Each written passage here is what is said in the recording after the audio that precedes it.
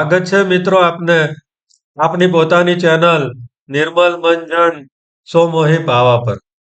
કાર્તિક સુદ એકાદશીનો સમય, દેવોના આનંદનો સમય, ભક્તોના હૃદયમાં ભક્તિનો ઉત્સવ એટલે કે તુલસી વિવાહ.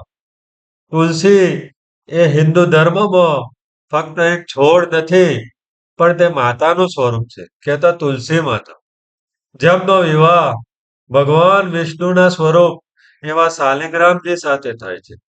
આપણે આજે જાણીશું તુલસી વિવાહની દિવ્ય કથા, તેનો આધ્યાત્મિક અર્થ અને કેમ આ દિવસને ઘર ઘર પવિત્ર લગ્ન સમારંભની જેમ ઉજવવામાં આવે છે. રાજા જલંધર કરીને એક રાજા હતો, જે ખૂબ જ શક્તિશાળી હતો.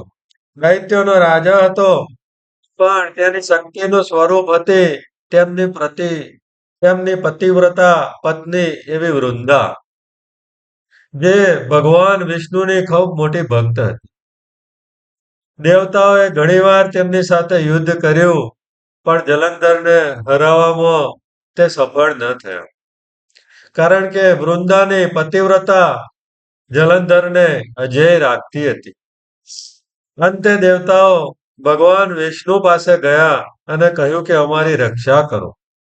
ભગવાન વિષ્ણુએ કહ્યું કે આ વખતે યુદ્ધમાં અવશ્ય હું તમને મદદ કરીશ. વિષ્ણુએ વિચાર્યું કે જ્યાં સુધી વૃંદાનું પતિવ્રતા વ્રત ભંગ ના થાય ત્યાં સુધી એ જલંધરને હરાવો એ અશક્ય છે. એટલે એક બાજુ જ્યારે જલંધર દેવતાઓ સાથે યુદ્ધ કરવા ગયા, ત્યારે ભગવાન વિષ્ણુ એ જલંધરનું રૂપ ધારણ કરી અને વૃંદાનું પાતિવ્રત્ય વ્રત જે ખરું એ ભંગ કર્યું. સતી વૃંદાને આ વાતની જાણ થઈ અને ખૂબ દુઃખ થયું. એમણે તરત જ ભગવાન વિષ્ણુને શ્રાપ આપ્યો કે હું તો તમારી બહુ મોટી ભક્ત હતી, છતાં પણ તમે મારા પાતિવ્રત્ય વ્રતનો ભંગ કર્યો અને માટે તમે પથ્થર હૃદયના થયા, તો જાઓ આજથી તમે પથ્થર બની જશો. ભગવાન વિષ્ણુએ ભક્તનો શ્રાપને અંગીકાર કર્યો અને પથ્થર સ્વરૂપ કહેતા શાલિગ્રામનો સ્વરૂપે વિષ્ણુ ભગવાન પ્રગટ થયા. આ બાજુ જલંધરનો દેવતાઓને સાથે યુદ્ધમાં ત્યાં આગળ વિનાશ થયો, તેઓ મોતને પામ્યા. અને સતી વૃંદા એ વાતથી ખૂબ જ દુઃખી થઈ ગઈ, પોતાના પાતિવ્રત્ય વ્રત ભંગ થવાથી ખૂબ જ દુઃખી થઈ ગઈ અને તેમણે અગ્નિમાં પ્રવેશ કર્યો. ભગવાનની કૃપાથી એ અગ્નિની રાખમાંથી તુલસીનો છોડ ઉગ્યો. ભગવાને તે દિવસે સતી વૃંદાને વચન આપ્યું કે જ્યાં સુધી તમારું પાન મારી પૂજામાં નહીં હોય, ત્યાં સુધી મારી કોઈ પણ પૂજા એ મને પહોંચશે નહીં. ભગવાન વિષ્ણુએ કહ્યું કે હે વૃંદા, તારા આવું તપને હું વ્યર્થ નહીં જવા દઉં. તું તુલસી સ્વરૂપે જન્મ લેશે. દરેક યજ્ઞ, દરેક પૂજામાં તારા વિના મારી આરાધના અધૂરી રહેશે. તેથી તુલસી માને વિષ્ણુના પ્રિય ગણવામાં આવે છે. દરેક વર્ષે કારતક સુદ એકાદશીથી પૂર્ણિમા સુધી ગમે ત્યારે આ તુલસીનો વિવાહ શાલિગ્રામજી સાથે કરાવવામાં આવે છે. તુલસી વિવાહના આરંભમાં સ્ત્રીઓ મંગલ ગીત ખાય છે. તુલસીનું વ્રત કરી ઘર કે મંદિરને આંગણે તુલસીના કુંડને સજાવવામાં આવે છે. તુલસીના કુંડને લાલ, લીલા, પીળા કપડાથી શણગારવામાં આવે છે. ફૂલો, રંગોળી અને દીવો કરી તેમની પવિત્રતા જાળવી અને તુલસી વિવાહની તૈયારી કરવામાં આવે છે. શાલિગ્રામજી અથવા વિષ્ણુજીના પ્રતીક રૂપે નાની મૂર્તિ અથવા શંખ કે ચક્ર રૂપે કરવામાં આવે છે. તુલસીને કન્યાનું સ્વરૂપે તૈયાર કરવામાં આવે છે. બ્રાહ્મણ દ્વારા અથવા ઘરના મોટાઓ દ્વારા માર્ગદર્શન હેઠળ કન્યાદાન, મંગળ ફેરા, મંગળ આરતી જેવી ધાર્મિક વિધિ કરવામાં આવે છે. જેમ આપણે એક લગ્ન હિન્દુ ધાર્મિક વિધિ પ્રમાણે લગ્ન કરી રહ્યા હોય છે, તેમ બધી જ વિધિ એ આ લગ્ન દરમિયાન કરવામાં આવે છે. તુલસી વિવાહ મહોત્સવ એ પારિવારિક આનંદનો પ્રસંગ છે.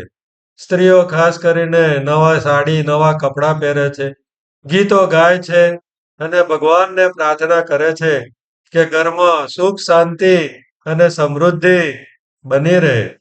તુલસી વિવાહ એ ફક્ત ધાર્મિક વિધિ નથી, પણ પ્રકૃતિ અને પરમાત્માના મિલનનો પ્રસંગ છે.